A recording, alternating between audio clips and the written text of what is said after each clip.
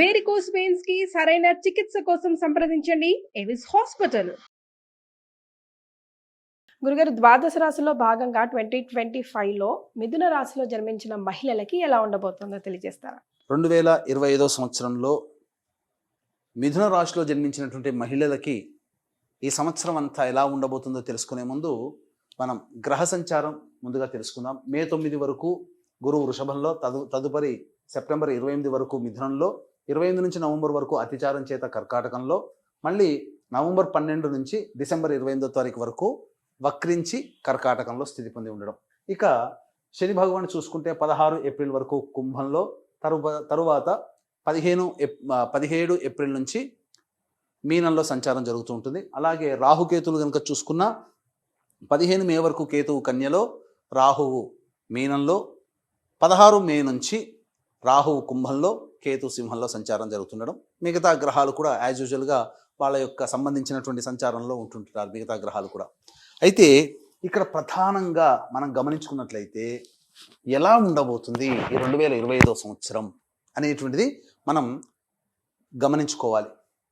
గతంలో కంటే గుర్తుపెట్టుకోండి, ఈ గురువు వక్రీకరించి సంవత్సరం అంతా కూడాను, అనగా 2024 సంవత్సరంలో అక్టోబర్ నుంచి ఈ 2025 మార్చి వరకు వక్రీకరించే స్థితి పొంది ఉన్నటువంటి కారణం చేత ఈ గురువు 9 మే వరకు కూడా అద్భుతంగా ఉంటుందండి. మీకు ఇబ్బంది పడాల్సినటువంటి అవసరం లేదు. జాతకరీత్యా 9వ తారీఖు మే నెల వరకు కూడా చక్కగా ఉంటుంది. కాబట్టి గురువు ఎప్పుడైతే జన్మరాశిలోకి సంచారం చేస్తాడో 9 మే నుంచి, అప్పటి నుంచి కొంత ఇబ్బందికర పరిస్థితులు, కష్టాలు మొదలవుతాయి. పనులలో వేగవంతంగా ఉండవు. అనుకున్న పనులు మెల్లగా బ్రేక్స్తో పూర్తవుతూ ఉంటుంటాయి. కాబట్టి మీరు ఏవైతే అనుకున్నారో జనవరిలోనే మీ ప్రణాళికల్ని అమలుపరుచుకోండి. మీరేం చేయాలనుకున్నారు? ఉద్యోగంలో స్థిరపడాలనుకుంటున్నారా? లేకపోతే విదేశీయానం చేయాలనుకుంటున్నారా? గొప్పగా కాంపిటీషన్ ఎగ్జామ్స్కి ప్రిపేర్ అవుతూ మంచి ర్యాంక్ సంపాదించుకోవాలని అనుకుంటున్నారా? ఖచ్చితంగా మీరు ఆ సమయాన్ని అనగా జనవరి, ఫిబ్రవరి, మార్చి, ఏప్రిల్, మే 9వ తారీఖు వరకు అద్భుతంగా ఉంటుంది. గురువు సహకరిస్తాడు. ఇక గమనించుకున్నట్లయితే ఈ 15 మే వరకు కూడా కేతువు సంబంధించి చతుర్థ స్థానంలో సంచారం చేస్తుండడం. ఈ కారణం చేత ఏమవుతుంది, జనవరి 1 నుంచి 15 మే వరకు చేసేటువంటి పనులలో మీకు సంతోషం కలగదు, సాటిస్ఫాక్షన్ ఉండలేకపోతుంటారు. కాబట్టి ఆ సాటిస్ఫాక్షన్ అనేటువంటిది పక్కకు పెట్టేసేసి మీ పని మీరు చేసుకునే ప్రయత్నం చేయండి. తప్పకుండా మంచి విజయాన్ని పొందుతారు.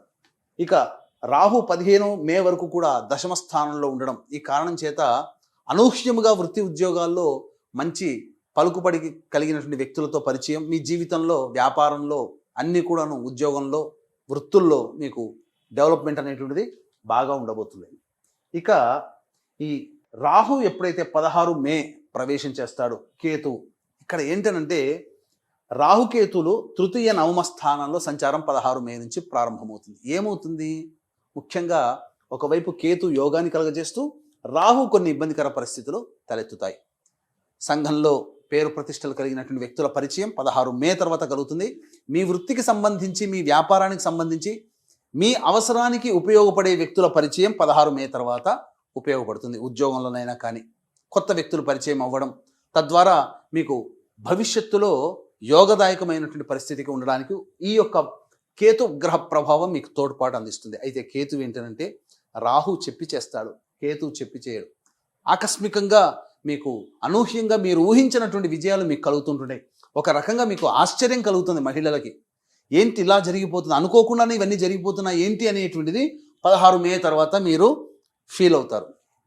ఇక ముఖ్యంగా చూసుకున్నట్లయితే న్యాయవాద సంబంధ విషయాలు, ఆస్తి హక్కులకి, ల్యాండ్ లిటిగేషన్స్లో ఉన్నటువంటి వాళ్ళకి కొద్దిగా ఇబ్బందికర పరిస్థితులు 16 మే తర్వాత ఉంటాయి. కాబట్టి పరిష్కారం ఏవైతే ఉంటాయో అవన్నీ కూడా 9 మే లోపల చేసేసుకొని, పరిష్కారం కావాలనుకుంటే, కొత్త చిక్కులు రాకుండా ఉండాలి అనంటే 16 మే తర్వాత అనుకూలత ఉండదు. ముఖ్యంగా తండ్రి గారి ఆరోగ్యం పట్ల శ్రద్ధ వహించాలి ఈ యొక్క మిథున రాశిలో జన్మించినటువంటి మహిళలు, గుర్తుపెట్టుకోండి. ఇక ప్రధానంగా చూసుకున్నట్లయితే ఉద్యోగస్తులకి ఎలా ఉండబోతుంది, ముఖ్యంగా ఈ సంబంధించినటువంటిది ఈ సంబంధించి చూసుకున్నట్లయితే ఏప్రిల్ 12వ తారీఖు నుంచి మార్చి 13వ తారీఖు నుంచి మే 13వ తారీఖు వరకు ఉన్న సమయం గుర్తుపెట్టుకోండి. మార్చి 13 నుంచి మే 13వ తారీఖు వరకు ఉన్నటువంటి సమయంలో మీ చేస్తున్నటువంటి ఉద్యోగంలో అధికారుల యొక్క అనుగ్రహంతో కేంద్ర రాష్ట్ర ప్రభుత్వాల్లో పనిచేసేటువంటి వాళ్ళకి ఉన్నతితో కూడుకున్నటువంటి బదిలీలు కానీ లేదా కోరుకున్న చోటకి బదిలీలు కానీ జరుగుతాయి. ప్రమోషన్స్ ఉంటుంది.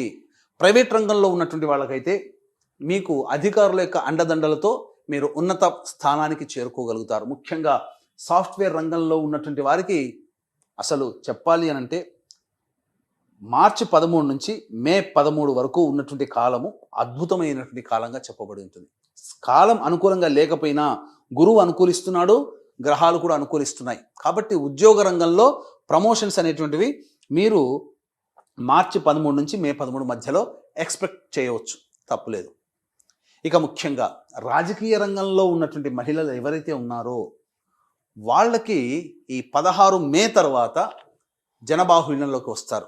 ఇప్పటి వరకు స్లీపింగ్ పార్ట్నర్గా ఉన్న వాళ్ళు కావచ్చు, లేకపోతే యాక్షన్ తీసుకోలేకుండా సాదాసీదగా రాజకీయ రంగంలో నడుస్తున్నటువంటి వాళ్ళకి ప్రజాబాహుళ్యంలోకి రావాల్సినటువంటి పరిస్థితి తలెత్తుతుంది. తద్వారా అనూహ్యంగా విజయాన్ని పొందుతారు. 16 మే తర్వాత ఏవైనా కానీ రాజకీయ పదవిని ఆశించేటువంటి మిథున రాశిలో జన్మించినటువంటి మహిళలు ఎవరైతే ఉంటారో వాళ్ళకి మంచి జరగబోతుంది. ఇక సినీ కళారంగము, టీవీ రంగము, ప్రింటింగ్ అండ్ ఎలక్ట్రానిక్ డిపార్ట్మెంట్లలో ఉండేటువంటి వాళ్ళు, అనగా మీడియా రంగంలో, సోషల్ మీడియా కూడా కావచ్చు, మీడియా రంగమును, సినిమా రంగంలో పనిచేసేటువంటి వాళ్ళు, టీవీ రంగంలో పనిచేసేటువంటి వాళ్ళు ఎవరైతే ఉంటారో మీరు కొత్త ప్రాజెక్టులు ఏవైతే ఉండాలి అని అనుకుంటారో, కొత్త ప్రాజెక్టులు మంచిగా ఉండాలి అని అనుకుంటారో 9 మే లోపల మీరు సైన్ చేసే ప్రయత్నం చేసుకోండి. వాటి వల్ల మీకు మంచి జరుగుతుంది. 9 మే తర్వాత మాత్రము ఆచితూచి స్పందించి సైన్ చేయండి. ఎందుకంటే వివాదాలకి కేర్ ఆఫ్ అడ్రస్గా మారబోతున్నాయి మీరు చేపట్టబోయేటువంటి పనులు. అలాగే ఇంకా చెప్పాలి అని అంటే ధన వ్యయం అధికంగా ఉంటుంది. అవకాశాలు అందినట్టుగానే అనిపిస్తే చేజారిపోతూ ఉంటుంటాయి. నిరాశ ఎక్కువగా ఉంటుంది. కాబట్టి మీరు 1కి 2-3 సార్లు ఆలోచన చేసి పెద్దల యొక్క సహాయ సహకారాలతో కొత్త ప్రాజెక్టులు ఏవైతే ఉంటాయో అవి 9 మే తర్వాత మీరు అమలు పరుచుకొని 9 మే లోపల ఉండేటువంటి ప్రాజెక్టులు సైన్ చేసినవి మీకు విజయాన్ని అందిస్తాయని చెప్పవచ్చు. పేరు ప్రతిష్టలు పెరుగుతాయి. ఇక ఈ సంబంధించినటువంటి చూసుకున్నట్లయితే ప్రధానంగా మరి మే 9 తర్వాత ఇక అసలు అనుకూలమే లేదా అని అంటారా? గమనించుకున్నట్లయితే సెప్టెంబర్ 28 నుంచి నవంబర్ 11వ తారీఖు వరకు కూడా ఉన్నటువంటి సమయం ఏదైతే ఉంటుందో ఆ సమయము అనూహ్యంగా మీకు రావాల్సినటువంటి రాని బాకీలు కానీ లేకపోతే ఇతరత్రా మీకు సంబంధించి ధన ప్రవాహము ఆ 40 రోజుల పాటు ఉంటుంది, 45 రోజుల పాటు. కాబట్టి అద్భుతం అండి. సెప్టెంబర్ 28 నుంచి నవంబర్ 11 వరకు ఈ సంవత్సరం మొత్తంలో గోల్డెన్ టైం అంటే అదొకటే అని చెప్పవచ్చు మీకు. మిగతా టైంలో బ్యాడ్ టైం అని కాదండి. ఒక టైం ఒక సంవత్సరంలో ఒక పర్టికులర్ పీరియడ్ ఉంటుందండి. ఆ పీరియడ్ మనకు అద్భుతంగా ఉండాలి. అంటే ఈ పీరియడ్ 45 డేస్ మీకు చక్కగా ఉంటుంది. నవంబర్ 12 నుంచి డిసెంబర్ 28వ తారీఖు వరకు వక్రించి కర్కాటకంలోనే స్థితి పొంది ఉండడం ఈ కారణం చేత ఏమవుతుంది, ఓవర్ వెయిట్ పెరగడం కానీ, సంఘంలో కొంత ఇబ్బందికర పరిస్థితులు, పేరు ప్రతిష్టలకి భంగం కలిగే విధంగా నిర్ణయాలు తీసుకోవడం కానీ ఉంటాయి. ఏది ఏమైనా జాగ్రత్తగా ఉండి పాటించాల్సినటువంటి సమయం మాత్రం మే 9 నుంచి సెప్టెంబర్ 28 వరకు. ఈ సమయం మాత్రం అనగా మే, జూన్, జూలై, ఆగస్టు, సెప్టెంబర్ ఈ 5 నెలలు సంవత్సరం మొత్తంలో మీరు జాగ్రత్తలు పాటించండి. ఇక ముఖ్యంగా చూసుకున్నట్లయితే వివాహం కావాల్సినటువంటి మహిళలు ఎవరైతే ఉన్నారో అనూహ్యంగా బ్యాడ్ టైం అని చెప్పాం కదా, కానీ వివాహానికి మాత్రం అనుకూలిస్తుంది. మే 9 నుంచి సెప్టెంబర్ 28 మధ్య కాలంలో మీకు వివాహాలు నిశ్చయం అవుతాయి. అలాగే ఇక చూసుకున్నట్లయితే నవంబర్ 12 నుంచి డిసెంబర్ 28 వరకు ఉన్నటువంటి సమయం కూడా వివాహాలకి అనుకూలమైనటువంటి సమయమే, అందులో సందేహమే లేదు. ముఖ్యంగా సంతానం కోసం ఎదురు చూస్తున్నటువంటి మహిళలు ఎవరైతే ఉన్నారో మే 9 నుంచి సెప్టెంబర్ 28 మధ్యలో కన్సీవ్ కావడం కానీ, అలాగే నవంబర్ 12 నుంచి డిసెంబర్ 28 మధ్యలో కన్సీవ్ కావడం కానీ, డెలివరీ కావడం కానీ జరుగుతాయి. సుఖ ప్రసవము అవుతుంది. ముఖ్యంగా ఈ మిథున రాశిలో జన్మించినటువంటి మహిళలకి మే 9 నుంచి సెప్టెంబర్ 28 మధ్య కాలంలో మీ మాట చెల్లుబాటు అవుతుంది. గుర్తుపెట్టుకోండి, చెడు గురించి చెప్పుకున్నాం, మంచి చెప్పుకుంటున్నాం, కానీ మంచిలో చెడు ఉంది. ఏంటంటారా? బాధ్యతలు మీ నెత్తి మీద పడతాయి. కష్టమే కదా. అనుకున్నటువంటి పనులన్నీ కూడాను పూర్తి చేసుకోవాలి. అందరి బాధ్యతలు నెత్తి మీద వేసుకున్నప్పుడు కష్టపడేది ఎవరండి? మీరే అవుతారు. కాబట్టి మే 9 నుంచి సెప్టెంబర్ 28 మధ్యకాలంలో కష్టాలు ఉంటాయని చెప్పడానికి గల కారణం బాధ్యతాయుతమైనటువంటి కుటుంబ సభ్యులుగా మీరు ఉంటారు. మీ మాటకి విలువ వస్తుంది. స్థిర చరాస్తులు కొనుగోలు చేస్తారు. మీరు అనుకున్నటువంటిది మంచిగా లాభించే విధంగా ఉంటుంది. ముఖ్యంగా ఈ సంబంధించినటువంటి జ్యువెలరీ రంగంలో ఉన్నటువంటి వాళ్ళు, అలాగే ఎడ్యుకేషనల్ బిజినెస్లో ఉన్నటువంటి మహిళలు, ఎఫ్ఎంసీజీ రంగము, సూపర్ మార్కెట్, జనరల్ స్టోర్స్ నడిపేటువంటి మహిళలు, ఫుడ్కు సంబంధించినటువంటి ఉన్నటువంటి మహిళలు, అనగా ఆ వ్యాపారంలో ఉన్నటువంటి మహిళలు, అలాగే బ్యూటీ పార్లర్లు, అలాగే ఇంకా చెప్పాలి అని అంటే ఈ సంబంధించినటువంటిది ఎంపోరియంస్, ఇవన్నీ కూడా మే 9 నుంచి సెప్టెంబర్ 28 మధ్య కాలంలో మీకు చక్కగా సంఘంలో పేరు ప్రతిష్టలతో పాటు మంచి జరిగేటువంటి అవకాశాలు ఎక్కువగా ఉంటాయి. ధనాదాయం మాత్రం సెప్టెంబర్ 28 నుంచి నవంబర్ 11 మధ్య కాలంలో ఆ చేపట్టినటువంటి పనులకి ఫలితం ఈ యొక్క సెప్టెంబర్ 28 నుంచి నవంబర్ 11 45 రోజుల్లో చవి చూస్తారు. మీ కష్టానికి తగ్గ ప్రతిఫలం ఆ విధంగా ఉంటుంది. ఇక సంబంధించి విద్యార్థినులు అయితే ప్రధానంగా గుర్తుపెట్టుకోండి, మీ పోరాటం మీరు చేస్తారు, మీ ప్రయత్నం మీరు చేస్తారు, కానీ జ్ఞాపక శక్తి తక్కువగా ఉండేటువంటి అవకాశం ఈ యొక్క సంబంధించినటువంటిది. కాబట్టి అనుకున్న స్థాయి కంటే మార్కులు తక్కువగా వస్తాయి. కొద్దిపాటి మార్కులతోనే సరిపెట్టుకోవడం, అలాగే సాధారణమైనటువంటి యూనివర్సిటీల ప్రవేశం జరగడం జరుగుతుంది. అయితే 16 మే తర్వాత విదేశీ యానము, విదేశీ విద్య కోసం చేసే ప్రయత్నాలన్నీ కూడా మీకు సఫలీకృతం అవుతాయి. విదేశీ యానం, విదేశీ విద్య మీ జాతకంలో ఈ యొక్క 2025 సంవత్సరంలో ఉన్నది, గుర్తుపెట్టుకోండి. ఇక గమనించుకున్నట్లయితే ఆరోగ్యం, ముఖ్యంగా ఆరోగ్యం పట్ల శ్రద్ధ వహించాల్సినటువంటి సమయం కూడా మే 9 నుంచి సెప్టెంబర్ 28 మరియు నవంబర్ 12 నుంచి డిసెంబర్ 28 ఈ మధ్యకాలంలో వారసత్వంగా వచ్చేటువంటి క్యాన్సర్ కావచ్చు, మధుమేహం కావచ్చు, బీపీ కావచ్చు, అవి అటాక్ అయ్యే అవకాశాలు ఉంటాయి. కాబట్టి డైట్ కంట్రోల్ చేసుకోండి, తప్పనిసరిగా దాని నుంచి బయటపడతారు.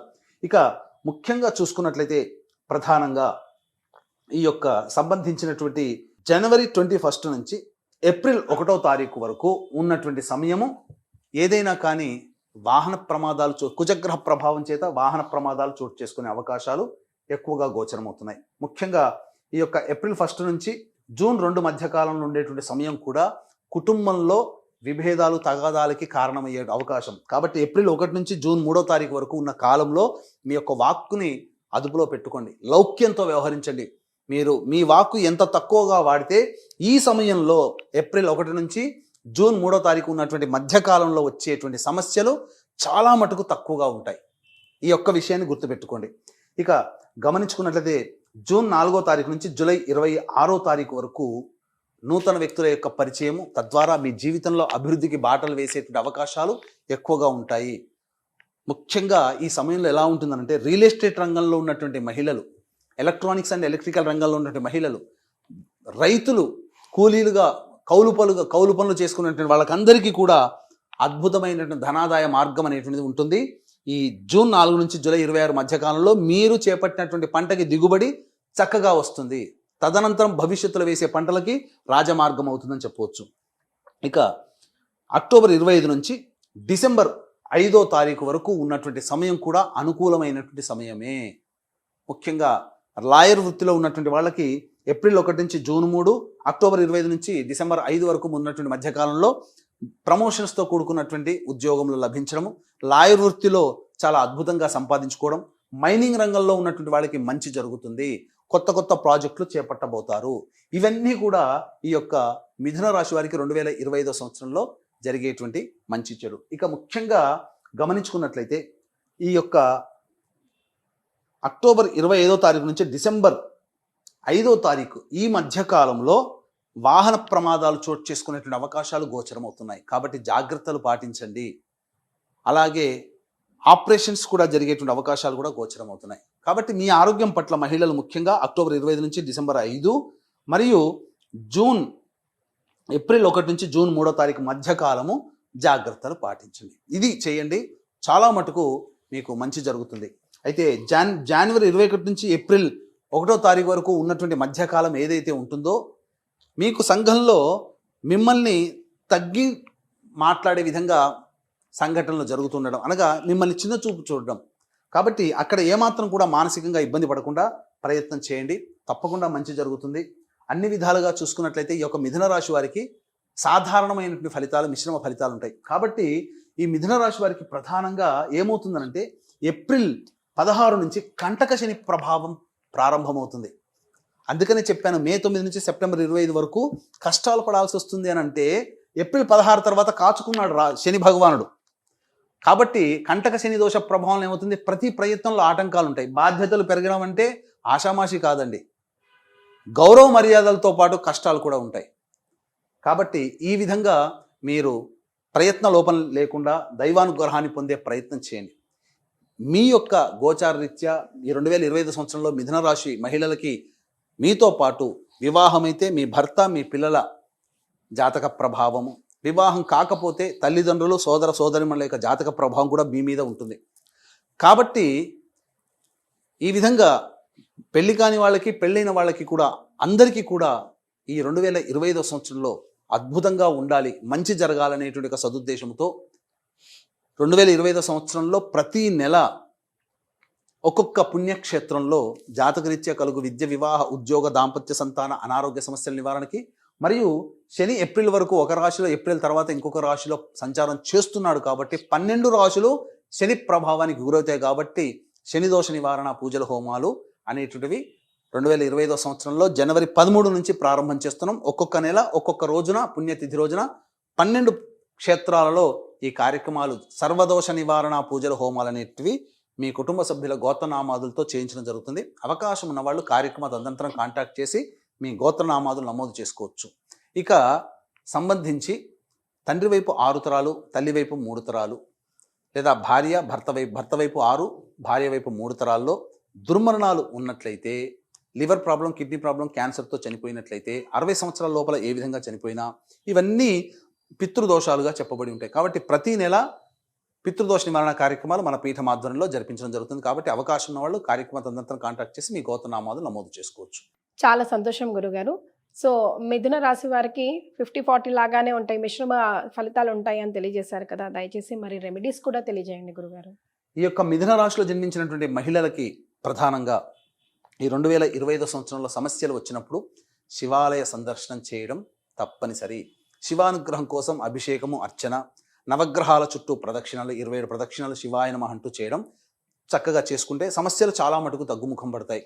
అయితే ఈ చెప్పినటువంటి విధానానికంటే ఇంకా సమస్యలు అధికంగా ఉన్నాయని అనుకున్నప్పుడు మీ యొక్క జన్మ జాతకంలో నడుస్తున్నటువంటి దశాంతర దశల యొక్క ప్రభావం. కాబట్టి దగ్గరలోని మంచి ఉపాసనా పొరలైనటువంటి జ్యోతిష్యులను సంప్రదించి వారి సలహాలు, సూచనలు పాటించి మెరుగైనటువంటి జీవితాన్ని పొందుతారు ఈ మిథున రాశిలో జన్మించినటువంటి మహిళలను తెలియజేసుకుంటూ సర్వం శ్రీ ఉమామహేశ్వర పరబ్రహ్మార్పణమస్తు. నమస్కారం.